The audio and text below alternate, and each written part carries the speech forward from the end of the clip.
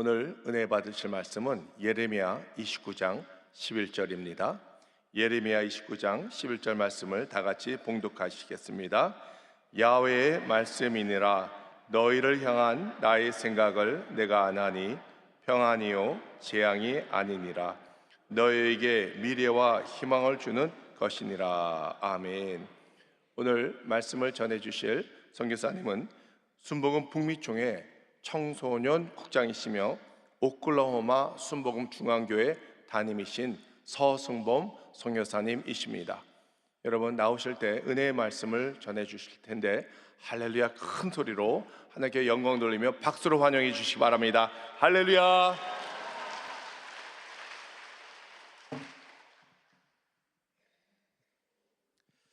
할렐루야. 할렐루야. 오늘 예배 가운데 은혜 주실 하나님의 이름을 찬양합니다. 우리 전우자에 계신 분에게 한번 인사 나누겠습니다. 오늘도 좋은 날입니다. 한 번만 더 인사하셨으면 좋겠습니다. 당신에게 반드시 좋은 일이 일어납니다.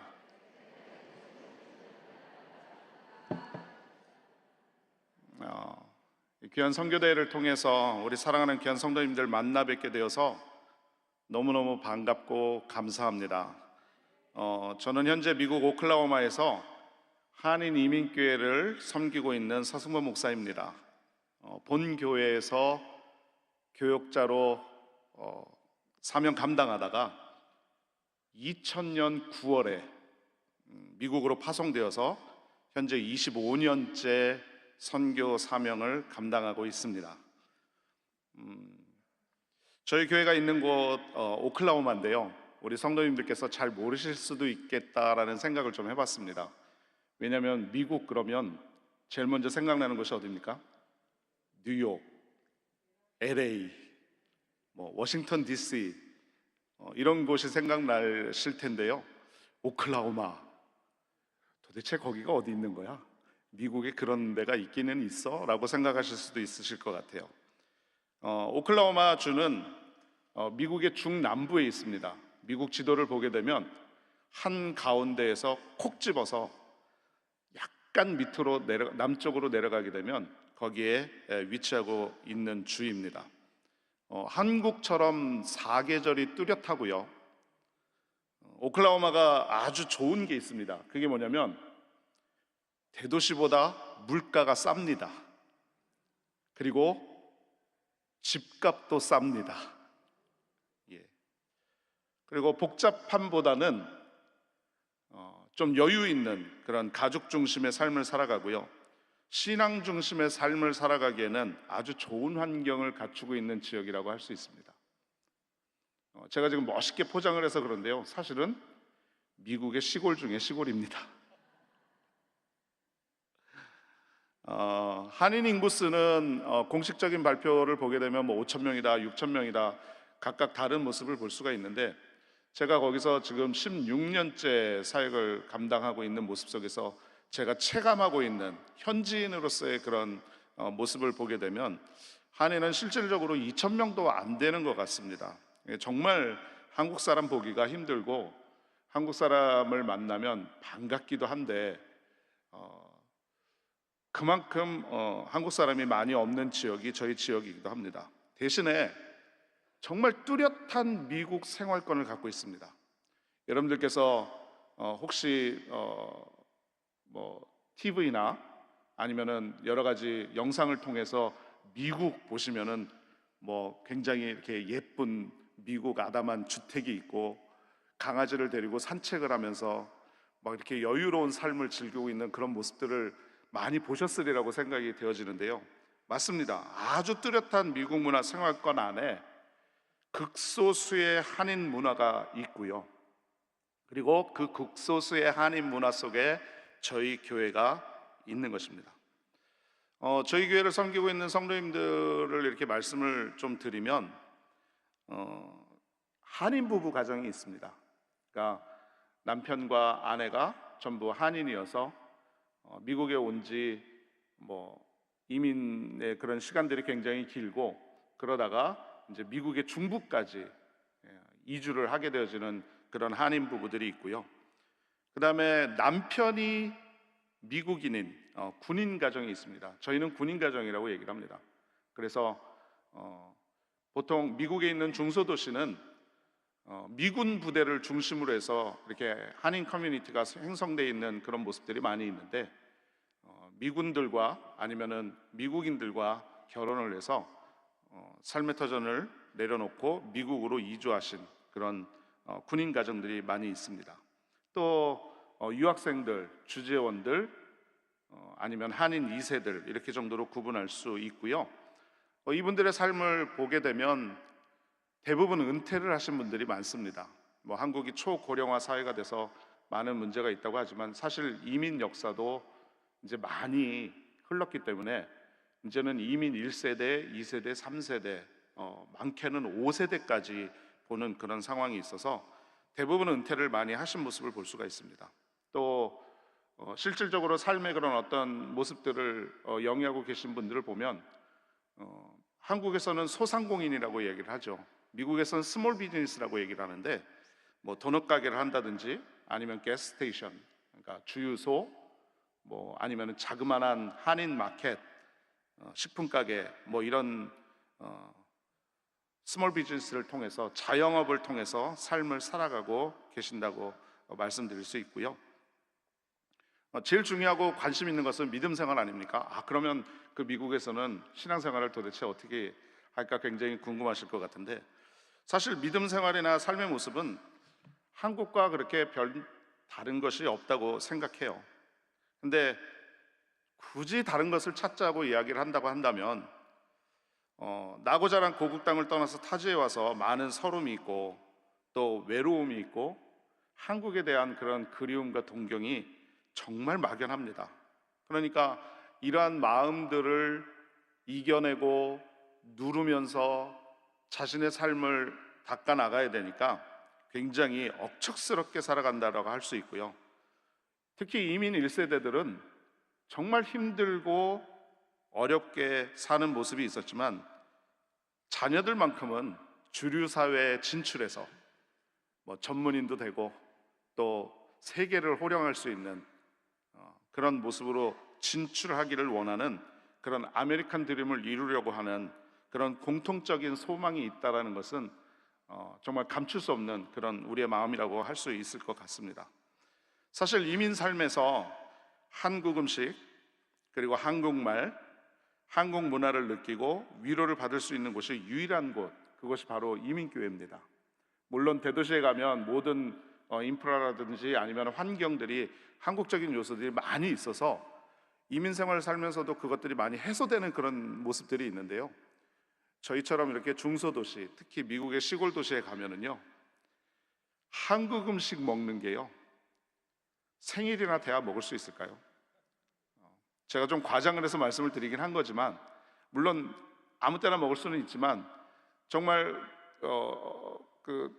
뭐라 그럴까요? 정말 먹고 싶은 것을 그때그때 먹을 수 있는 그 자유함을 느낄 수 있는 것은 좀 어렵지 않나, 그런 모습들이 있습니다. 그래서 이민교회에 와야만 예배를 마치고 친교를 하고 나서 이제 한국 음식을 서로 나누고, 남편이 외국인이고 모든 삶의 터전이 영어를 써야 되는 그런 상황의 모습에 있다 보니까 이제 교회에 와야만 한국말을 쓸 수 있는 모습이 있고요.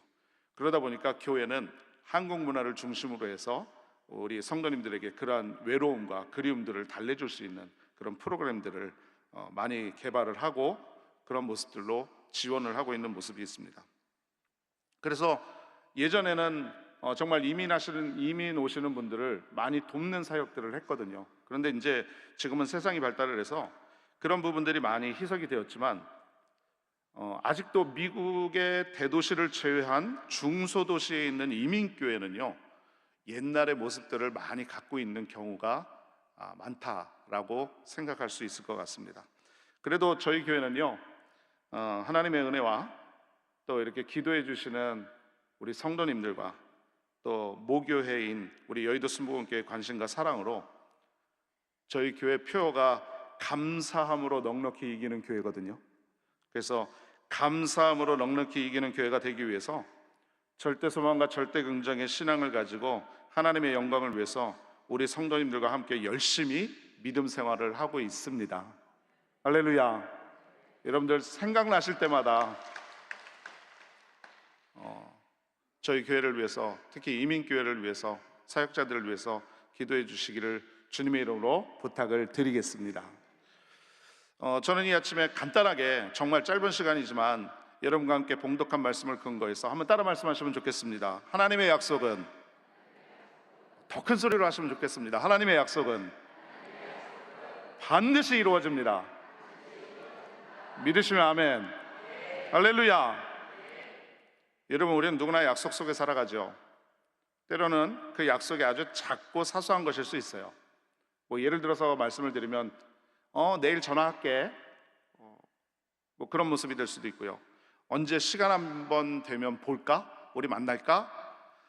몇 시에 어디에서 만나? 이러한 단순한 약속도 약속이라고 할 수 있습니다.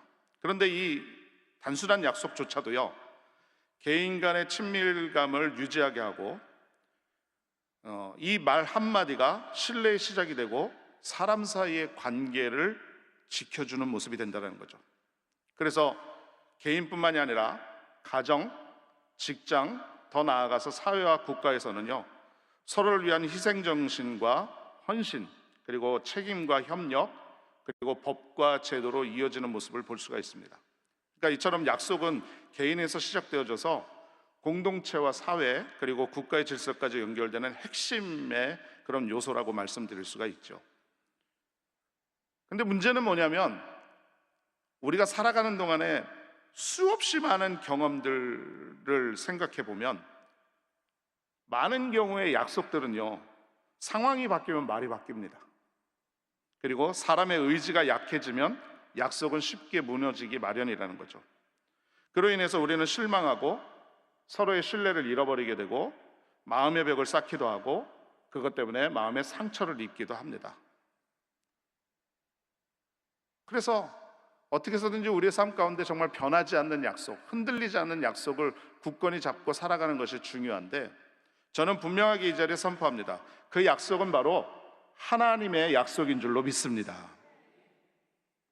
오늘 본문은 바벨론 포로로 절망 가운데 있던 이스라엘 백성에게 주신 하나님의 약속인데요, 이 약속은 이스라엘 백성에게만 주시는 약속이 아니라 오늘 이 시대, 이 시간을 살아가는 저와 여러분에게 주시는 동일한 살아있는 약속인 줄로 믿습니다. 오늘 이 말씀을 통해서 하나님의 약속을 살펴보면서 흔들리지 않는 소망과 믿음을 다시 세우는 귀한 시간이 되기를 원하고요. 말씀은 짧게 하겠습니다. 대신에 제가 오늘 간증을 좀 준비하는데 이 간증을 통해서 큰 은혜를 나눴으면 좋겠고요. 먼저 말씀을 짧게 나누면, 첫 번째로 하나님의 약속은 우리를 향한 분명한 계획 안에 있음을 믿으시기를 주님의 이름으로 축원을 드리겠습니다. 여러분, 본문에서 하나님은요 말씀하시죠. 너희를 향한 나의 생각을 내가 안 하니 라고 말씀하고 있습니다. 그래서 여기서 생각은요, 단순한 어떤 그런 감정이 아니라 하나님의 분명하고 뚜렷한 목적과 계획을 의미하는 것입니다.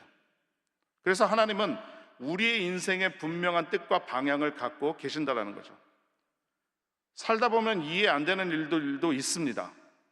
열심히 믿었고 의지했는데 믿음 안에서, 말씀 안에서 기도가 막힌 것처럼 느껴질 때도 있습니다. 그런데 그 가운데에서도 하나님의 약속은 이행되고 있고 한치의 오차도 없는 하나님의 계획과 섭리 가운데 우리의 삶이 인도되어지고 있음을 우리는 분명히 믿어야만 될 줄로 믿습니다.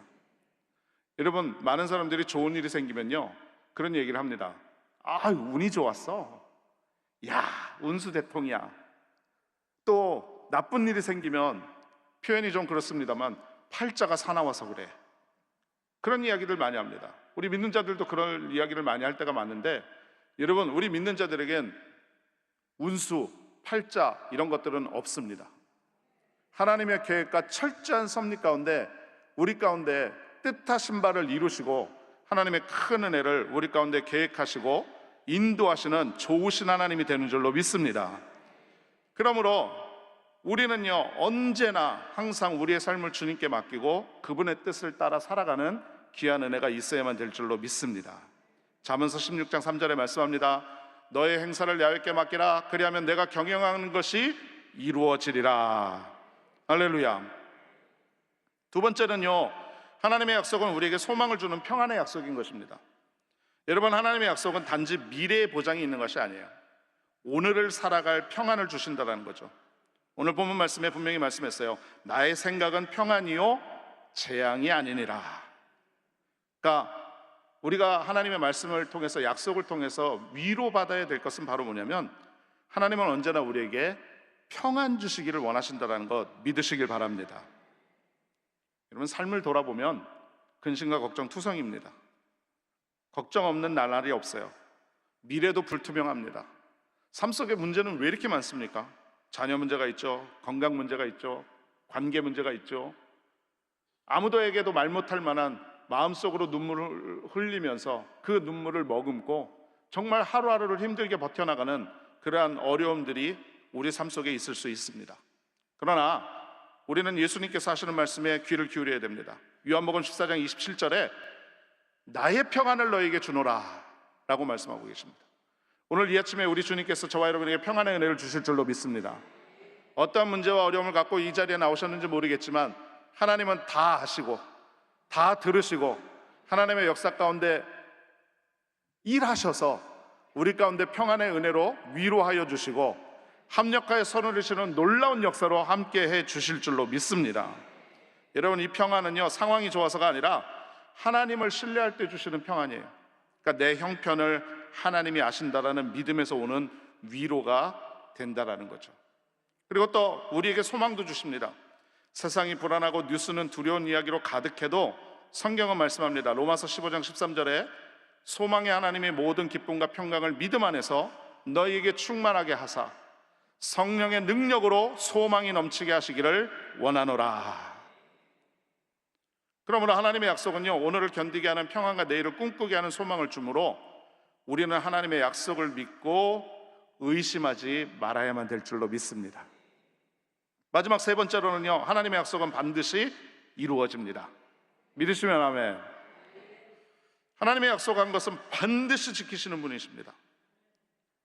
사람은 바뀝니다. 그런데 하나님은 변하지 않으십니다.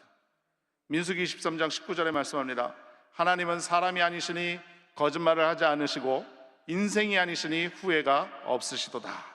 어찌 그 말씀하신 바를 행하지 않으시며 하신 말씀을 실행하지 않으시랴. 여러분, 예수님도 예언대로 오셔서 구원의 약속을 완성하신 것입니다. 그러므로 기도하며 기다릴 때 하나님의 때에 하나님의 방법으로 우리 가운데 반드시 이루어짐을 믿으시기를 주님의 이름으로 축원을 드리겠습니다. 아까 말씀드린 대로 저희 교회 집사님에게 임한 하나님의 은혜를 잠깐 간증하면서 말씀을 마치려고 하는데요. 이 집사님은요, 나름대로 믿음 생활을 참 잘 하셨습니다. 또 여선교회 회장님으로 헌신하면서 교회를 잘 섬겼던 분이셨습니다. 그런데 이분의 삶에 성경 속 욥과 같은 고난이 차례차례 찾아온 것을 저는 오랜 시간을 두고 그 집사님의 삶을 통해서 보게 되었습니다. 그러니까 말 그대로요, 실사판 욥이었습니다. 실사판 욥. 몇 해 전 저희 교회에서 선교 바자회가 있었는데, 보통 이민교회는요, 이렇게 1년에 한두 번 여선교회 주최로 선교 바자회를 합니다. 그런데 이 선교 바자회를 할 때 뭘 하느냐? 음식 바자회를 합니다. 근데 이 집사님께서 여선교회 회장이시죠? 또 음식 솜씨가 너무도 좋으세요. 아마 왕년에 좀 이렇게 하셨던 것 같아요. 그러니까 선도에 서서 바자회를 준비하고 열심을 냈습니다. 그러니까 보통 선교 바자회를 하면 2, 3일 정도를 하게 되는데, 우리 그 집사님께서 열심히 봉사를 하고 음식을 만들고 그런 과정 가운데서 전화를 한 통화 받았습니다.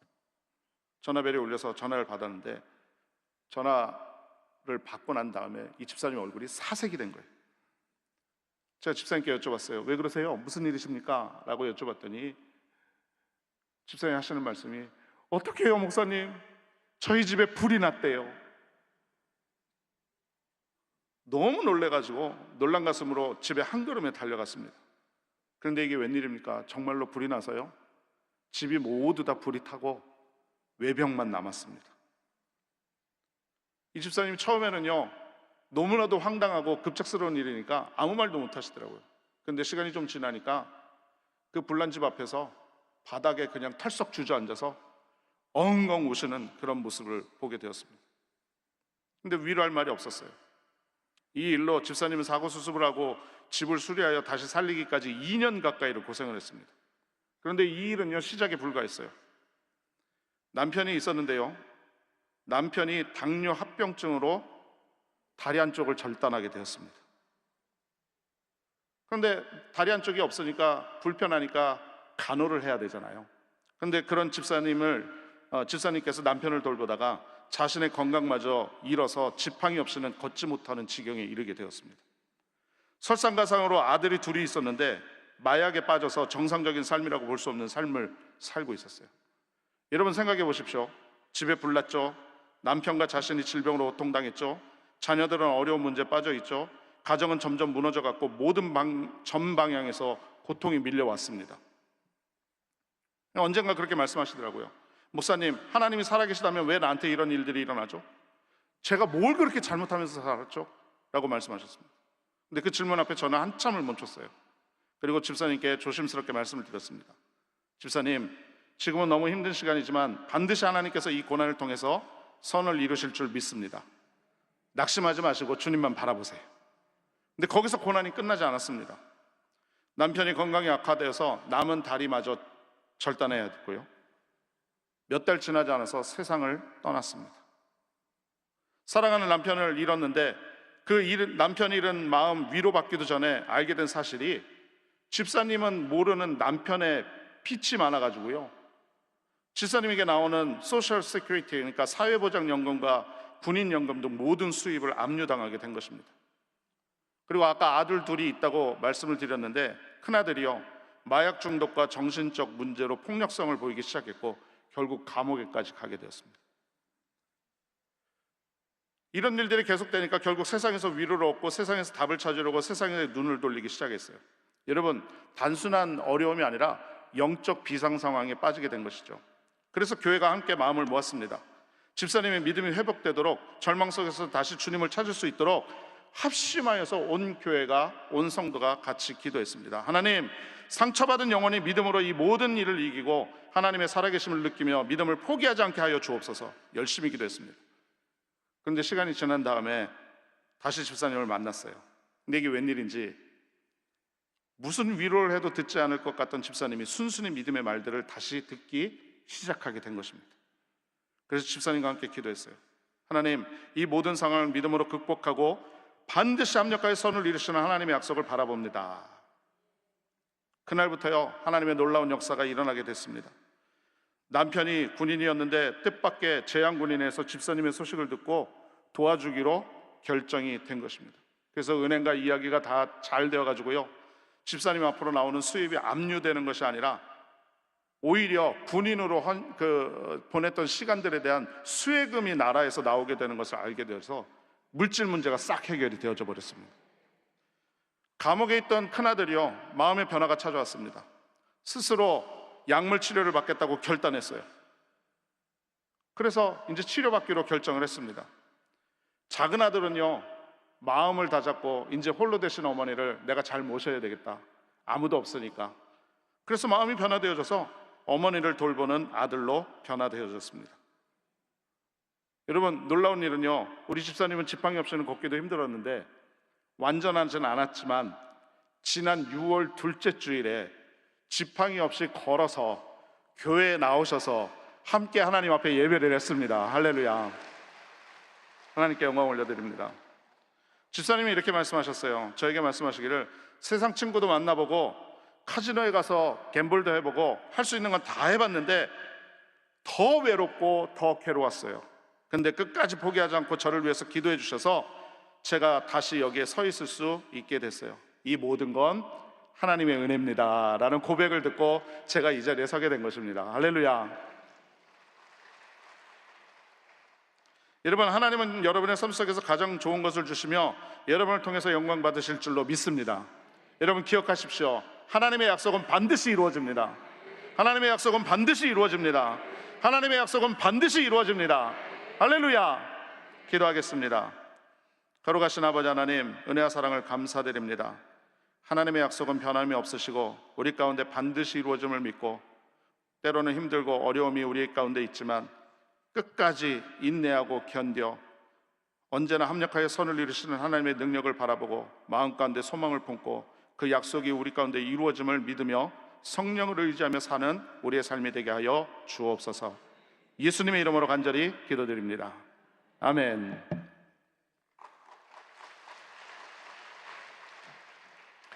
할렐루야. 오늘 은혜의 말씀을 전해주신 서승범 선교사님께 감사의 박수 드리겠습니다. 감사합니다.